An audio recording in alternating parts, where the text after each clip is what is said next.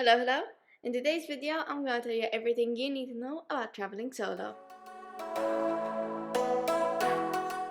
Hi, my name is Kendra, and I've just been on my very first solo trip. If this is the first time seeing my face, don't forget to subscribe, check out my other videos, including the one from this trip. Okay, so let me explain my reasoning here. My fiance Luke and I got engaged last year over the summer. That was the best decision we've ever made, hands down. But it did get me thinking. I'm a very good person, especially as a person that works from home and doesn't drive. I stick to Luke like glue, like literally. We are very open with each other, and we do have plans to travel long term together next year.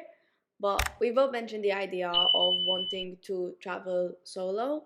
So when MGK started announcing Europe dates, and I saw London was on there, I'm like, okay, so this is my chance, pretty much.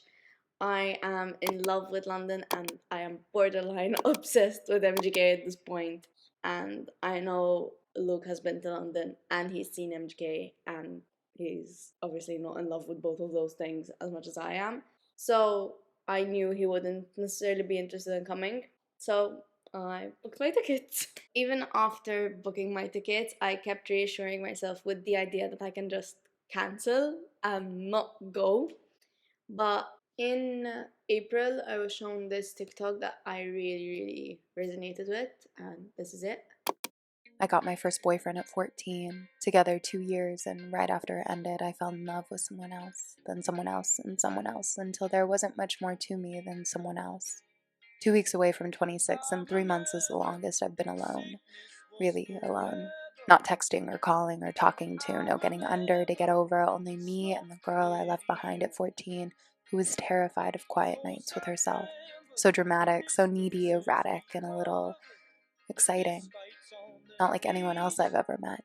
She's upset I left her for so long, that I tried to bottle her up and squeeze her into places she would never fit, morphing and contorting into something that looked different. I even tried to take away her parties and booze, hoping the cage I put her in would be enough to make her simmer. But she won't quit. There's only us now, and it feels a little Jekyll and Hyde trying to figure out which version I'll get. 14, 17, or maybe 20. Each one is perfect.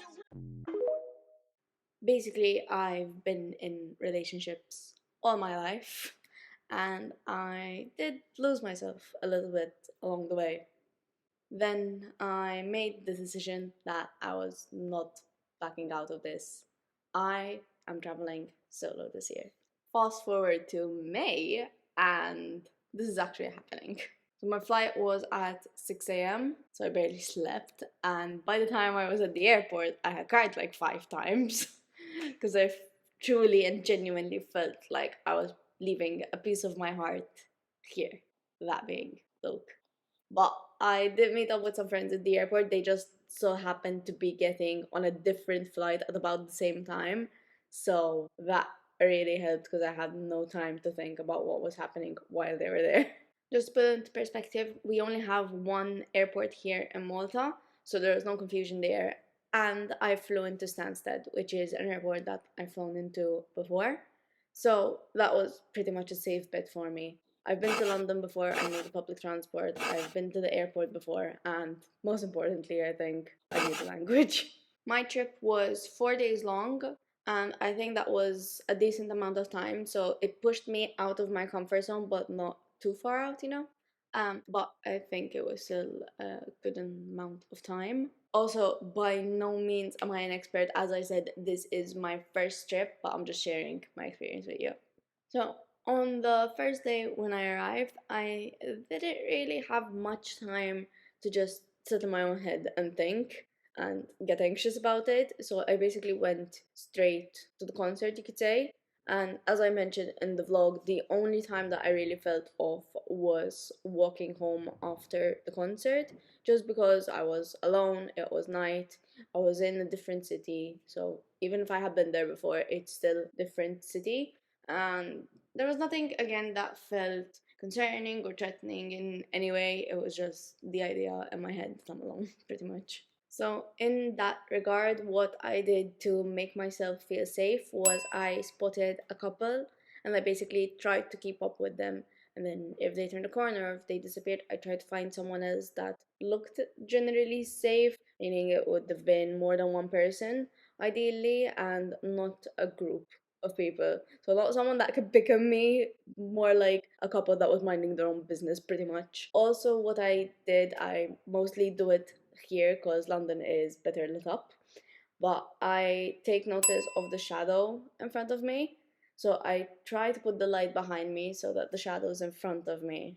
So that if anyone walks behind me and is like really close to me, I can see their shadow in front of me. Oh, that makes sense. I wanted to keep in mind the fact that me being there was already pushing myself out of my comfort zone. So if I felt like I needed a day in or an extra lie in or anything, I was allowing myself to do that. So on the second day, I didn't really leave the hotel. One, I was tired because I hadn't slept the night before, and it was starting to get a little overwhelming. So I took a step back for myself, basically, and I stayed inside. The good thing about being by myself in that case was I didn't have to think about anyone else. So I didn't have to think, oh, I'm ruining someone's trip. Like if Luke had been there, I wouldn't have stayed inside, even if I felt like I needed to sleep or if I felt like I needed the rest, because I would have felt like I'm ruining his trip. I actually did need that, and I do believe everything happens for a reason. So day two was when I had the food disaster. It's getting bad. I'm so hungry. Apparently, the restaurant might not exist at all. But imagine if I had gone out, walked all day. I would have been tired because I wouldn't have slept properly, and then well, come to the hotel and I'll get food for 3 hours. Like, that scene already wasn't pretty, but if I had been 10 times more tired, that would not have been pretty. So then on day three, I was well energized and I went out to look at Youngblood's low life promotion car. And that was all the way up in Shoreditch. So that was about a 40-minute train ride from where I was. That was all fine. And again, the only one shady thing that happened during the day was me going back to the train station and I was stopped by a guy that just asked me my age. My first reaction was, why? And then he proceeded to tell me how pretty and cute I am. I'm like, okay, thanks, but I gotta go meet my boyfriend. Bye. But he said I looked 16, so I don't know if he was being weird or nice. But if you thought you were stopping a 16-year-old girl to tell her how pretty she is, like, red flags, maybe?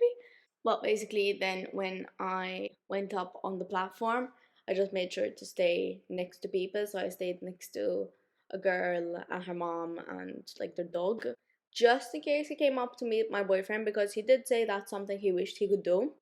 Again, I don't know if it was weird or nice, but better safe than sorry, I guess. But he didn't, so we good. Really and truly, the only times that I actually clicked that I was alone was when I was walking Oxford Street, and while I'm walking, in my head I was like, "You're literally in London, walking alone on Oxford Street. What the fuck?" And then the other time, again, still on Oxford Street, but in Pizza Hut, when I was waiting for my food, because the 3G and Wi Fi weren't really working well. So I'm like, what do I stare at? Who do I talk to? Like, there's nothing to do but wait. But then when food came, like, I just ate and everything was basically back to normal. After this trip, I do feel more independent, I would say. And I am keen on getting my license a bit quicker just so I can do more of my own things, even if that is just driving somewhere than just sitting in the car, because that is something that I am lacking. Like at the moment, if I want alone time, I still do it in the house just because I'm lazy and like I can obviously walk somewhere, but I'm way too lazy to do that. So like I still get my alone time, but it's still in the house. I did miss my fiance. Like going from being around someone virtually 24/7 to not seeing them for 4 days was a bit of a shock. Like I was still obviously FaceTiming him and calling every day and talking like on Facebook and shit. But it's not the same. Like if you do long distance, then props to you because that should be hard. And I only did it for 4 days. Yeah, but the magical moment of seeing him at the airport, like that is immeasurable. Like I was meant, like in my head, I wanted to vlog it, but when I saw him, I was just like, okay, we're walking, we're jogging, we're jogging. Okay, now we're running. We need a hug. I also made a pro and cons list as requested on socials. And if you don't follow me on socials, what are you doing? So my link tree, which basically holds all of my social links, is always in the description as well as on the channel page. But here's the pro and cons list I came up with. So under pros, I have you can do whatever you want in a sense of you don't have to think about anyone else. Like on the second day where I felt like I needed some extra time at the hotel and just to stay in, I could do that because I wasn't ruining anyone else's trip. I think independence and confidence are pretty self-explanatory. Like you're in a different country and hopefully successfully taking care of yourself, and I think that's something to be very proud of. And personal growth and discovery is something I believe will happen more so over time. So I don't think it necessarily happened over my 3 days specifically. But I do think it did help me assess what I actually like. So, as an example, when I'm abroad with Luke, every morning we get a hot chocolate and we get breakfast. To put into perspective, on this trip, I only got one hot chocolate, and that was to kill time at the airport. It's not necessarily to say I don't like hot chocolate, but it's not something that I would opt to use my time towards. But again, it's not something I dislike doing whenever I'm with him, but it's just something to keep in mind. On the other hand, on the cons list, I added safety. So when you're alone, you might be more targeted, or you personally might feel less safe. Just as a tip of what you can do to help you feel safer, apart from the ones that I already mentioned, would be to keep a mental note of like where the police stations or anything similar are around you, or next to the hotel or whatever. I also noted loneliness. Again, as a person that's attached to the hip to their partner, being away from them felt weird, freeing, and sad, I would say. Like, if I had to describe just being away from Luke, those would be the three words I would use to describe it. But I do think I grew from that. Like, again, it was just 3 days, so I'm sure that if you stay away for longer, it would get lonelier. But you would in turn also grow more. So, is it really a con? And the last thing I could think of is much less of a sentimental one, but there's no one to split your costs with. Like, for example, the hotel. I'm usually used to splitting that price by two, but there was no one to do that with this time around, so I had to pay for that all out of pocket. I guess you just have to be a bit more mindful and do more research to try and get a cheaper option, although it might not be possible, but I think if you look into it a bit more, like there's always the option of getting a hostel or room sharing or stuff like that that you could definitely do as a solo traveler. Another thing that I didn't note down because it wasn't something that I personally experienced, but it might be something someone else might experience, is support, or the lack thereof, rather. I was lucky enough to have a supportive partner, supportive friends, supportive family members. They were like, yeah, as long as you're not stupid about it, go for it, pretty much. But I can see how if you don't have that, that might be something holding you back. But basically, just try to remember that you are living life for yourself and not for other people. So while I can understand the concerns, I would definitely keep that in mind. Like, you're doing shit for you. Okay, so following that sappy note, here's a summary of what you need to know if you plan on solo traveling. I would say learn the most important phrases in the language if you don't already know them. I would also say get an idea of the transport system, so anything public transport or any transport that you might have booked. Something else would be to trust your gut. You have that for a reason. Trust it. Similar to that would be to stick to what feels safe to you. That might mean different things for different people, but that's why it's a solo trip. You gotta do you.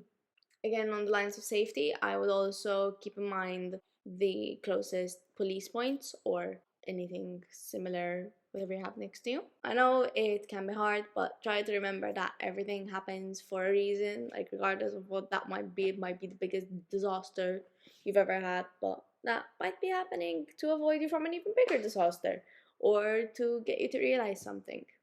You might not see it now, but you might see it in the future. And last but not least, put yourself first. That is all from me. Leave any tips that you might have for your fellow travelers down in the comments below. If you enjoy what you saw, don't forget to like and subscribe, and thank you for watching.